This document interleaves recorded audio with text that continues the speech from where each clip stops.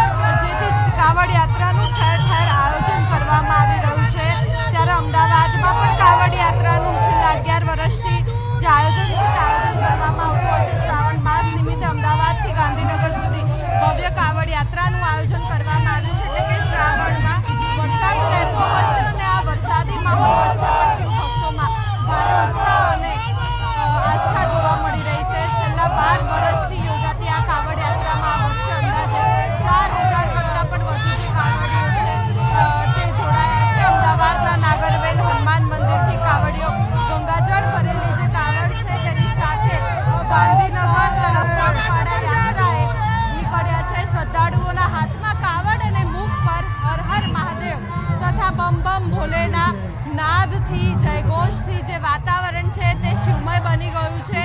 आ कावड़ यात्रा दरमियान कावड़ियो आश्रे 55 किलोमीटरનું જે અંતર છે તે પગપાળા કાપીને ગાંધીનગર અમરનાથ ધામ પહોંચશે અને લાંબી પદયાત્રા હોવા છતાં કાવડીઓમાં ભારે ઉત્સાહ જોવા મળ્યો છે। રસ્તામાં વરસાદ આવશે તેમ છતાં પણ ભક્તો પોતાની યાત્રા જે છે તે ચાલુ રાખશે। ખાસ કરીને આ કાવડ યાત્રા દરમિયાન કહી શકાય કે સૌથી મોટી વિશેષતા એ છે કે શિવજીને પણ સાથે લઈને, એટલે કે શિવજીની પણ જે પ્રતિમા છે, મૂર્તિ છે, તેને સાથે લઈને આજે કાવડ યાત્રા છે તે કાવડ યાત્રીઓ કરવાના છે। અને ખાસ કરીને આ યાત્રાની સૌથી મોટી વિશેષતા છે કે 12 જ્યોતિર્લિંગ અને બરફના અમરનાથ ધામ પર એક સાથે અભિષેક કરવાના છે અને કાવડીઓ દ્વારા પવિત્ર ગંગાજળ અમરનાથ ધામ જે છે તે લઈ જવામાં આવશે અને ભગવાન શિવને ગંગાજળ અર્પણ કરવામાં આવશે। આ યાત્રામાં વિશાળ કાવડ અને ભગવાન શંકરની મૂર્તિ પણ ખાસ આકર્ષણનું કેન્દ્ર બની છે।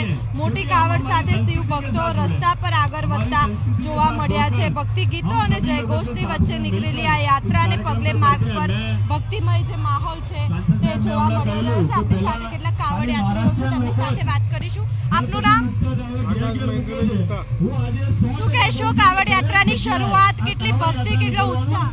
बहुत उत्साह से हमारे 15 वर्ष से आ रहे हैं અને અમે પગપાળા અમરનાથ જઈએ છીએ। એટલે કે માથા પર શિવ ભગવાનની જે મૂર્તિ છે તે પણ ખભા પર બેસાડી છે, કેટલું વજન છે? લગભગ જैसे 35 થી 40 કિલો વજન હશે।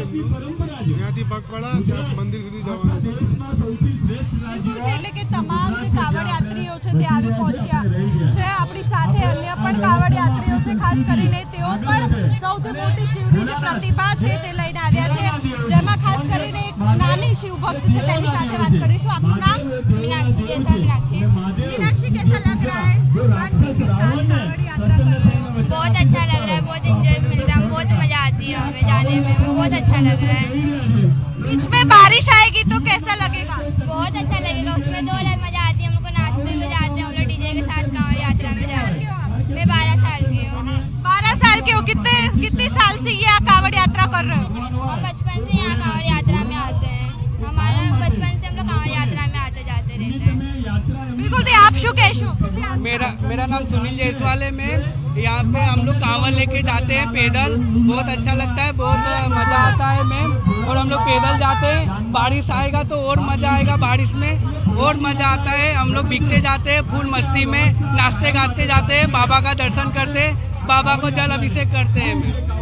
बिल्कुल। એટલે કે તમામ જે કાવડ યાત્રીઓ છે જે છેલ્લા સતત 12 વર્ષથી યોજાતી આ કાવડ યાત્રા હવે શ્રાવણ માસ દરમિયાન અમદાવાદ અને ગાંધીનગરના શિવ ભક્તો માટે આસ્થાનું મોટું કેન્દ્ર બની છે અને દર વર્ષે મોટી સંખ્યામાં કહી શકાય કે આ યાત્રામાં જોડાઈને ગંગાજળ સાથે ભગવાન શિવના અભિષેક માટે અમરનાથ ધામ પહોંચે છે અને વરસાદ વચ્ચે પણ કાવડિયાનો જે ઉત્સાહ છે તે યથાવત જોવા મળશે।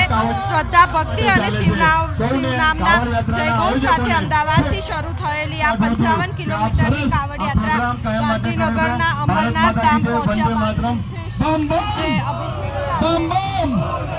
બાદ જે લોકલ ધારાસભ્ય છે તે પણ અહીંયા આવી પહોંચ્યા છે, તેમની સાથે પણ વાત કરીશું। દિનેશભાઈ, શું કહેશો? કાવડ યાત્રીઓ તૈયાર છે આસ્થા સાથે?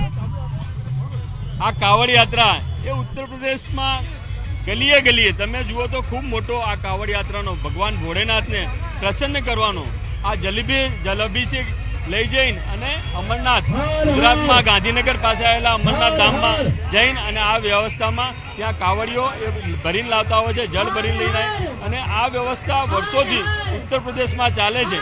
અને આ લોકો આયોજકો છે છેલ્લા કેટલાય વર્ષોથી સરસપુર અને આ નાગરવેલ 2 જગ્યાથી કાવડ યાત્રા અહીંથી નીકળે છે અને ખૂબ તમે જુઓ તો જે જૈનજી છે તમે મેક્સિમમ જુઓ તો યુવાનો આ વ્યવસ્થામાં જોડાય છે। એટલે ભગવાન ભોળેનાથ સૌને દેવોના દેવ છે, એમની આ યાત્રા ખૂબ સફળ થાય અને લોકો આ સંસ્કૃતિથી જોડાયેલા રહે। ભારત વિવિધતામાં એકતાનો દેશ છે, આ વ્યવસ્થા આગળ વધતી રહે અને ભોળેનાથ સૌને આશીર્વાદ આપતા રહે અને આપણા દેશને એ 2047નું નરેન્દ્ર મોદીનું વિકસિત ભારતમાં ભોળેનાથ આશીર્વાદ આપે એ જ પ્રાર્થના। બિલકુલ, એટલે કે તમામ જે જેન્સી યુવાનો છે તે પણ આ યાત્રામાં જોડાયા છે અને ખૂબ જ ભક્તિપૂર્ણ માહોલ સાથે છેલ્લા 12 વર્ષથી આ યાત્રા યોજવામાં આવે છે અને કહી શકાય કે 55 કિલોમીટરની આ યાત્રા છે અને હવે આ કાવડ યાત્રાની શરૂઆત થઈ ચૂકી છે અને શંકર શિવ ભગવાનના નાદ સાથે તમામ કાવડ યાત્રીઓ નીકળી ચૂક્યા છે અને ટૂંક જ સમયમાં હવે તેમની 55 કિલોમીટરની યાત્રા છે તે પૂર્ણ કરશે। જી, આભાર વિગત સાથે જોડાયા તે બદલ।